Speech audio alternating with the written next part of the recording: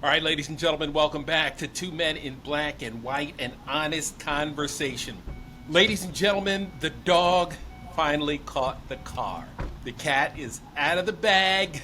What did he know and when did he know it? Now we know when he knew and who told him exactly what he knew. Also, ladies and gentlemen, the Epstein lawyer who got him that sweetheart deal down in West Palm Beach suddenly dies overnight.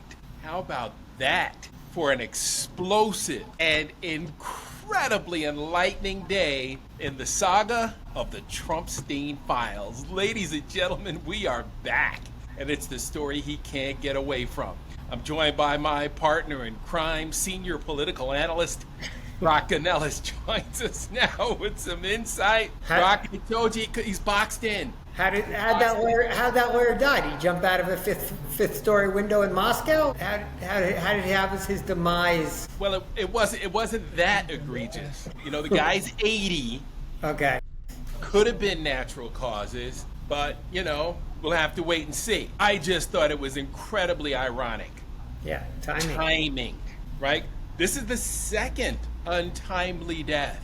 80 is a little more timely than Virginia Giuffre, who committed suicide just a few weeks ago. But now we've got these Epstein players, Ghislaine Maxwell now fearing for her life. And Trump's old defense attorney, who's now the deputy AG, is now headed to Tallahassee to talk to her. And what's he going to talk to her about? Yeah, that's a shakedown.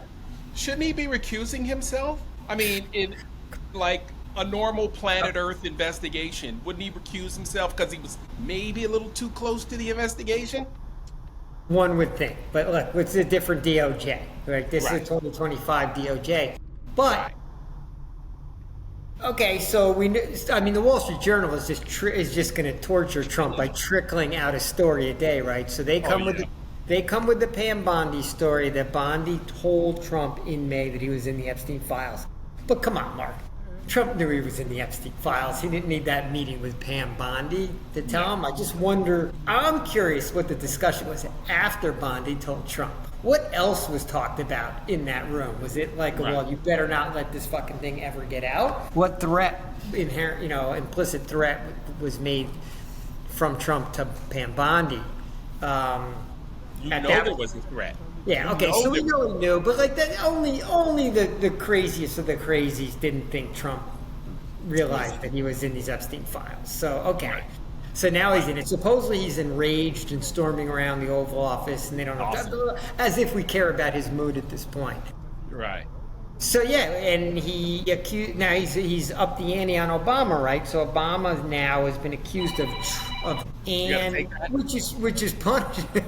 That was the Obama team right now calling just to make sure I message this properly. But he has been accused of treason. Michelle, I'll call you back. Accused of treason, which is punishable by death, right? So, they went straight for treason. Yep. That's where the DOJ is supposed to focus, right? And that's where Tulsi Gabbard is out, saying she has evidence of some bullshit. I mean, I haven't watched any of her press conferences because I can't do it. But, He's got nothing. He's got no reputable facts, right? Everybody agrees on the basics that Russia interfered with the 2016 election.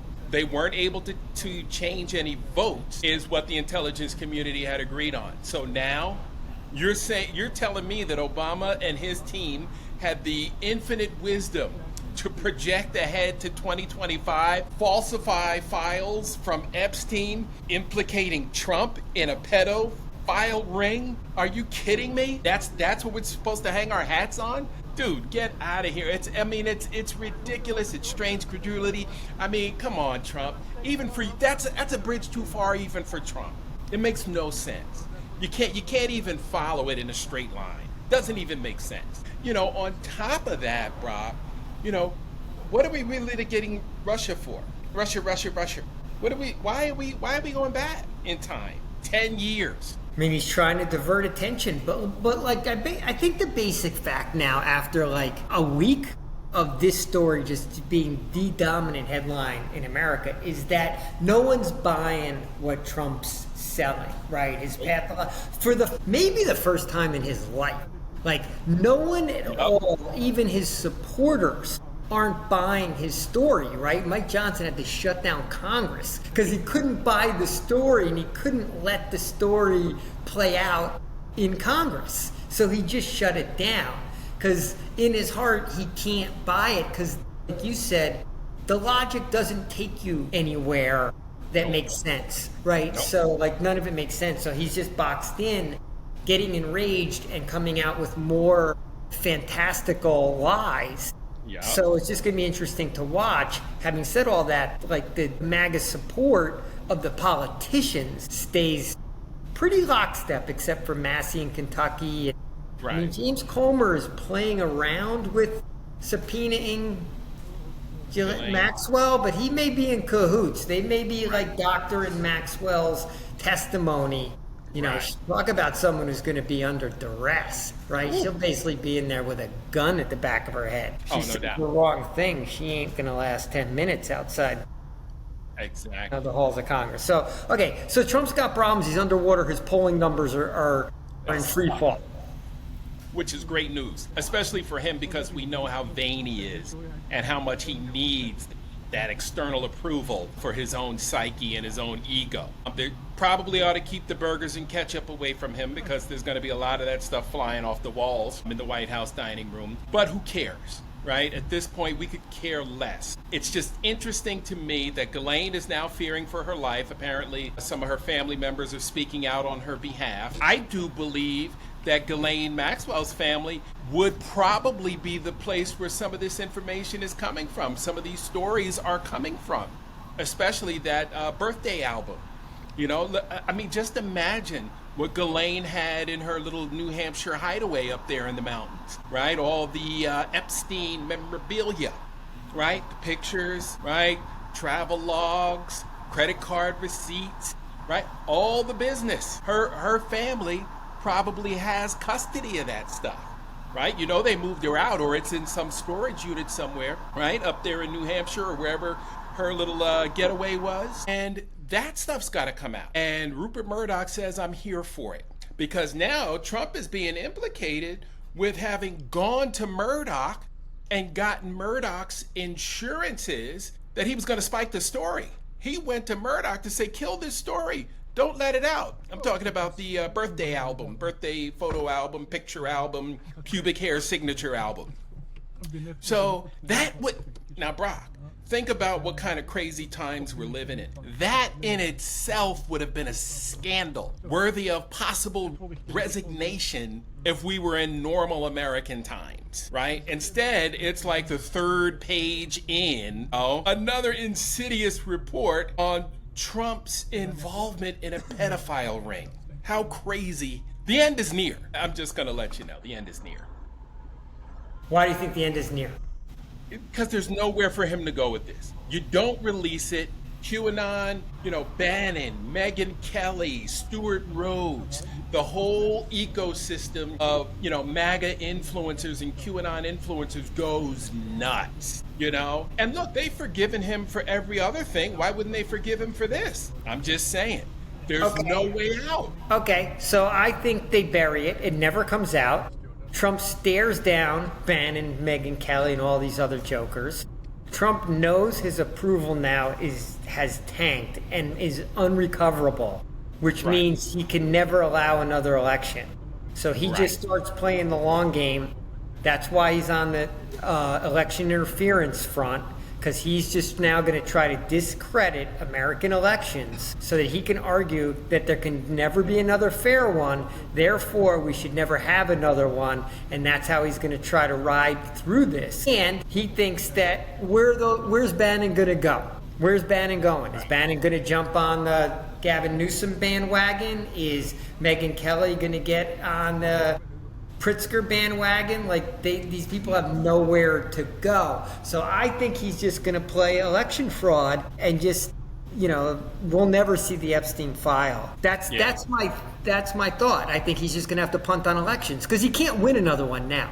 At this point now with the approval, he can't win independents like that. So that ship has sailed. And the question is, will he allow a midterm election, which could undermine, which would undermine his control of Congress. Will he even allow that? Or will he trial balloon canceling elections in the midterm to see how it plays and how he has to then manipulate his propaganda messaging so that he can cancel the presidential election, which is really the only one he cares about. So that's what I'm thinking. Is this going to come out? I mean, the story won't go away, but Trump will, he's a survivor. He's going to navigate around it, and he's just going to lie his way through it and try to convince the entire American public and the world that there's a different reality. Right. Well, how long until some Trump appointed or some Obama appointed judge, says, you know what, screw this. I'm releasing the grand jury testimony. Here it is, all of it. All, 450 megabytes. Have at it. Right? Because once the grand jury testimony comes out, I mean, it's a dead dog. I mean, all in there. At least half the story's in there. But yeah. I still can't believe it hasn't leaked. So I think I know that's the one thing that'll happen.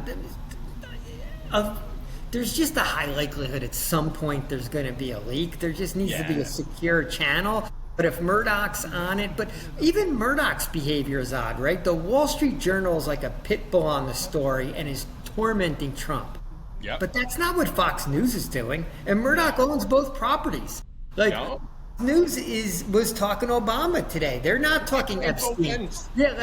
He's just playing like just one piece of the puzzle, right? But he can go flip that switch on Fox News at any time he wants, and then maybe that's the inherent threat that he's dangling over Trump. That if nothing else, he's just going to embarrass him into submission, and that's where Trump might implode along the way, right? He's not going to be able to handle this mentally. And Murdoch has said that before, that he's wanted to embarrass Trump. I mean, that's been reported before. And what's interesting is Murdoch doesn't care because he's still making money, hand over fist. Guy is making a shit ton of money, and again, that's all they care. It doesn't matter what the economy does, right? The economy is so bad right now, Hershey's is raising their prices on chocolate bars because of the price of cocoa. That's how bad the economy is right now. That's how bad it is. I mean, it's awful. And nobody's even talking about it, right? Because we can't get away from the Trumpstein files. So, I mean, if we were talking about the economy, and again, I think you hit on a big point. This is the first time he's not been able to bullshit his way out of something, right? Because at every corner, he's boxed in, right? He can't explain it away, right? We got video of him and Epstein partying with young girls. People have seen the pictures, right? People have been to Lolita on the Lolita Express. His name's in the flight logs, his name's, everywhere. Witness accounts of him being gross and ogling little girls. I mean, it's just, and then we got a credible rape allegation by a 13-year-old, right? So, I mean, there's no way for him to get away from the QAnon crazies on this one, right? Without coming out and saying, hey, even a full mea culpa is not going to work. No, and he would never do that. He'll die before he does a full mea culpa. But he lost the QAnon shaman, however you pronounce that word, shaman. Remember that guy? Remember the guy trooping through the horns? Yeah, with the horns. That guy was out calling Trump a piece of shit today. Even the QAnon shaman has now turned on Trump. Yeah. So he is losing the QAnon crazies, but that's why there'll never be another election. Wow, that's the guy who needed the vegetarian diet. Yeah. Yep. Yeah, he appealed to the judges. He needed a different diet in his 3 months doing hard time for insurrection. He needed a vegan diet during his 3 months of insurrection time. Yeah, right. Well, if we were talking about the economy, we have to talk about absurd stories like how Japan, that was supposedly, bent over with terrible tariffs, we figured out that Toyota is going to get an advantage over U.S. car makers because U.S. car makers have to deal with steel and copper tariffs at 50%.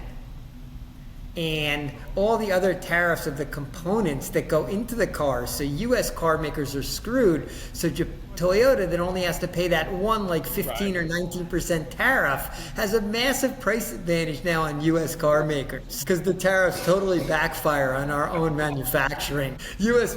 car makers now are starting to lose money, lose market share, and are going to have to cut U.S. manufacturing, which is supposedly the exact opposite of the whole point of the tariffs. But no one thought it through for more than 5 seconds, right? because your boy is bringing manufacturing back to America. That's what your boy is doing. Wow, he has no idea how tariffs work. He still doesn't know how they work. No, he doesn't know how percentages work either, because he's going to bring he was saying I was going to bring something down 1,000%. And it was, you know, someone did the math and calculated, oh, so he's going to pay us to do this now because it's those drug prices. Well, we're going to get paid because he's going to bring drug prices down 1,000%. So like one guy tweeted out, it's like, oh, so I'm going to get paid to take the drugs going forward.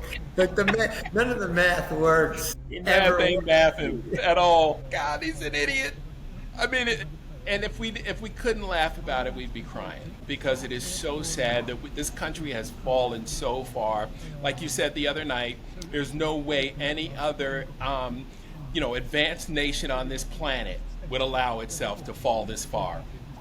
From the heights that we were once at just a short time ago with Joe Biden and President Biden and President Obama. And, it's just ridiculous that we've fallen this far at the hands of a D- student who doesn't understand any of how the government works. All he's doing is trying to enrich himself. And, that's the bottom line. And all these zealots that he's got behind him, are basically just using him as the figurehead. He's their useful idiot. Just like Vladimir used him in 2016. He's the useful idiot. So, where we go from here is we'll wait for the Wall Street Journal or whoever comes out next, because how's he going to say fake news to the Wall Street Journal? I mean, now he defines fake news as anything that is derogatory about him. Doesn't matter where it comes from. It's all fake news if it's bad about me.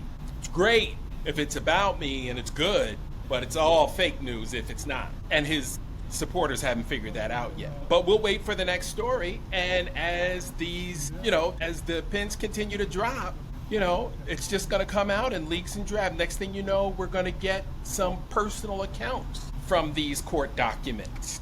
John Doe 174 and what kind of activity he partook in. We already heard a part of that story from Luther Campbell from the 2 Live crew. He didn't give us specifics, but he let us know that it was raunchy over there. Well, yeah, the more stories are going to come out because reporters now are going to be all over it and searching for informants, leaks, anyone who will talk at all, because they're seeing the public appetite for it is so immense. So this is where the eyeballs are. So this is where they're going to want to feed and keep piling onto the stories.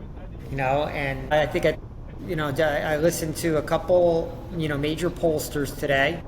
One was a pollster polling, black voters. Another was primarily polling white voters. Didn't explicitly say that. And, both just pointed to how dramatically Trump's support has slipped in this first 6-7 months, right? Sure. And now, I mean, if the midterms were today, it would be a tsunami.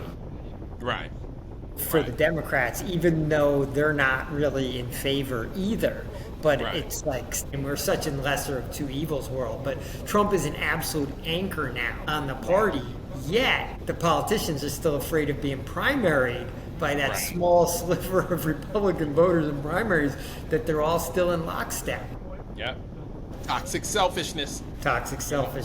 Nobody willing to stand up and take a stand and fight the power, speak truth to power, and in that polling, you talk about young people, they're saying 60% of young people who graduated within the last year are still looking for that first gig, still looking for their first job, a year later, and I guarantee you a huge swath of that 60% are black and brown kids, right, who don't have hookups in corporate America, who don't have parents that are well connected, who don't have parents who can just write a check, for grad school, or for med school, or for law school, just because I don't feel like looking for a job. It's interesting we haven't seen that in the numbers yet. I mean, of course we have to question the numbers we're seeing from the government, but we haven't seen that like in the unemployment numbers yet. Right. But it feels like it's looming out there. So one of the pollsters I saw was on the Roland Martin show. Mm-hmm. Yep. And it was primarily a poll of just black voters. So I'm really interested in your sort of comments coming off of what the conclusions were from the pollsters. I think it was Cornell Belcher's team, but it was a woman who maybe works with him that was really the main voice on the show with Roland Martin's panel. And she was saying that, number one, younger Black Americans are drifting away from the Democratic Party, really to no party. No party serves them in their mind right now. So they kind of view themselves independent, not so much that they would vote Republican, but their propensity to just not turn out is much higher. And there was a sense that the mainstream media has totally missed the mark on what Black America cares about, because there's such a focus on economics and the pocketbook issues being like the number one thing, and that is not as showing up in the answers they're getting from the Black Americans polled, who basically have 10 different issues, almost like of equal weight. The erasure of Black history, the fact that education is declined, voting rights, something taken granted forever. People are worried about whether they're going to be able to vote. ICE deportations and just the whole way ICE is acting, of course, a certain increasing solidarity with Latinos but of course now a fear that Black people will be next. Like just this long list of, in essence, equivalent issues. And that, sort of mainstream media totally overblows how, economics driving the thought process, particularly for younger people. It's affordability, that's one of many factors. I don't know where you stand, what you hear from your friends who would be considered to be by the way, sorry to say, a much older demographic, certainly, and people your age more likely to identify as Democrats. Absolutely. Versus someone 30 years younger, maybe your son. Maybe you can talk to that. Absolutely, because Brock, think about it. When we were coming out of college, the late 80s, early 90s, Bill Clinton. Remember Bill Clinton? Everybody gets a home, right? We had the dot-com boom, right? There was money everywhere, right? People were getting jobs. People were happy. Everybody had their SUVs and their, house with the picket fence, a couple of kids, maybe throw in a third one if you're feeling lucky. And it was all good. We could relate to those 8 years after a difficult 1980s where we saw double-digit mortgage rates and heard our parents complaining about how expensive, the mortgage interest was. Bill Clinton showed up and embraced Black folks. We considered Bill Clinton the first Black president because we never thought we'd see one in our lifetime. So, that was a lot of the allure for the Democratic Party. Also, what happened in that time and what young people have now realized is that during that whole 90s time, Bill Clinton, Hillary Clinton, Joe Biden had all clashed leading up to the 2016 election with young Black voters over the crime bill. Remember the crime bill, which came into prominence in 91? We had Hillary's infamous comment.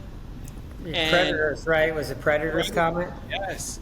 And then we saw the prison population shoot up astronomically. It went from like 700,000 to 2.3 million, which is where it is now. So it was just absolutely ridiculous. The private prison business took off, and it has remained flat. Yeah. Then Reagan came in with the war on drugs. Yes, indeed. So, they have equated that with the Democratic Party. And